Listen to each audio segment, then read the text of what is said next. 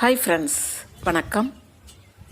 இன்றைய கால சூழ்நிலை வெயில் குறைந்து ரோஜா செடிகளுக்கு சாதகமாகவும் நமக்கு சந்தோஷமாகவும் இருக்குங்க. இனி நம்ம ரோஜா செடிகள் நல்ல துளிர்விட்டு வளர்ந்து நமக்கு பூக்களை கொடுத்துரும். அதற்கு தேவையான பராமரிப்புகளையும் நாம் தாராளமாக செய்யலாம். அதிக மழை வந்தால் நாம் நீர் உரங்கள் கொடுக்கறது கஷ்டம். அதனால் இந்த நேரத்தில் நீங்கள் நீர் உரங்களையும் மற்ற உரங்களையும் கொடுக்க ஆரம்பிச்சிடலாம். இந்த வீடியோவில் நாம் ரோஜா செடிகளில் ஏற்படக்கூடிய ஒரு குறைபாட்டை தாங்க பார்க்க போகிறோம். இந்த இலைகளை பாருங்கள். எல்லா இலைகளுமே டிசைன் போல் கட் பண்ணி இருக்கு. இந்த சீசனில் நம்ம வீட்டு தோட்டத்தில் இருக்கக்கூடிய ரோஜா செடிகளில் இந்த குறைபாட்டை பார்க்கலாம். இந்த செடி பாருங்கள், ஃபேரி ரோஸ். இதில் இருக்கக்கூடியது சிறிய சிறிய இலைகள். இந்த இலைகளில் அந்த குறைபாடு இல்லை. பெரிய இலைகள் இருக்கக்கூடிய ஹைப்ரிட் ரோஸ், பன்னீர் ரோஸ், இப்படி மற்ற செடிகளில் தாங்க இந்த குறைபாட்டை நாம் பார்த்துக்கிட்டு இருக்கோம். சிறிய இலைகளை கொண்ட miniature, fairy rose, button rose, இதிலெல்லாம் இந்த குறைபாடு இல்லை. இது 7 ரோஸ் பாருங்கள், இதன் இலைகளும் கட் பண்ணப்பட்டிருக்கு. இந்த குறைபாட்டுக்கு காரணம் ஒரு பூச்சி தாங்க. லீஃப் ஈட்டிங் பெஸ்ட் அப்படின்னு சொல்லுவோம். இலை தின்னும் பூச்சி. இந்த இலை தின்னும் பூச்சி இலைகளை மட்டுமே இப்படி கட் பண்ணி சாப்பிட்றோம். எல்லா இலைகளையுமே இப்படி கட் பண்ணிடுது பாருங்க. இதற்கு நாம் கண்டிப்பாக பூச்சி விரட்டி தெளிச்சாகணுங்க. இந்த மினியேச்சர் பட்டன் ரோஸில் கூட கொஞ்சம் கூட இலைகளை கட் பண்ணலை பாருங்கள்.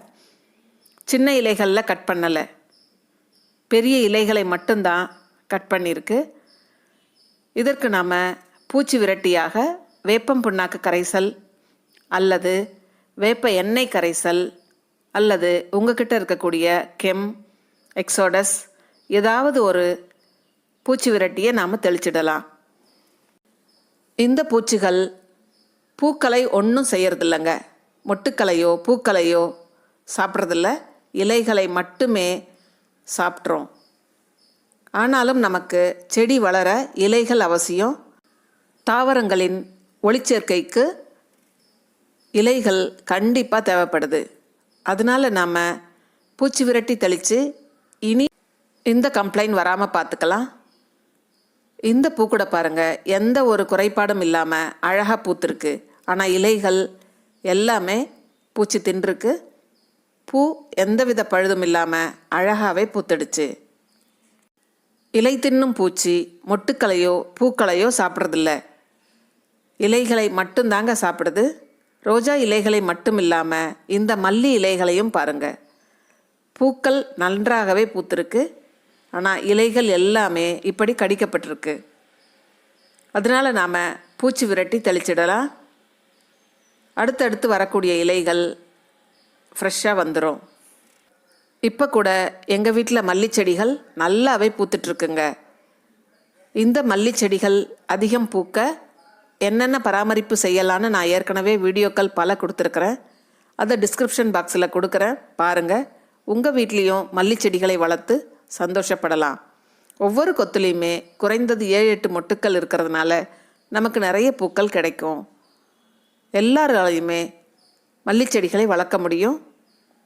நாம் ஈஸியாக வளரக்கூடிய இந்த மல்லிச்செடியை நம்ம தோட்டத்தில் வளர்த்து பூஜைக்கும் நமக்கும் பயன்படுத்திக்கலாம். இன்றைய தகவலாக நம்ம தோட்டத்து செடிகளில், முக்கியமாக ரோஜா செடிகளில் வரக்கூடிய லீஃப் ஈட்டிங் பெஸ்ட், அதற்கான தீர்வு இதை தாங்க நாம் பார்த்தோம்.